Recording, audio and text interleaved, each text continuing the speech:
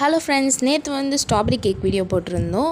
இன்றைக்கி வந்து அந்த கேக்கை வந்து 3 லேயராக கட் பண்ணிவிட்டு சுகர் சிரப்பில் வெட் பண்ணிவிட்டு விப்பிங் க்ரீம் வந்து சேர்த்து நல்லா ஸ்ப்ரெட் பண்ணிக்கலாம். நான் வந்து ஸ்ட்ராபெரி க்ரஷ் எடுத்திருக்கேன். இதே ஸ்டெப்பே வந்து ரிப்பீட் பண்ணிக்கலாம்.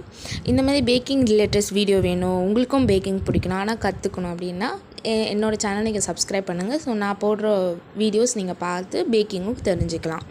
ஸோ நான் க்ரம் கோட் கொடுத்து எடுத்துகிட்டு வந்து ஃப்ரீசரில் ஒரு 20 மினிட்ஸ் வச்சுக்கலாம். இது நல்லா செட் ஆகட்டும்.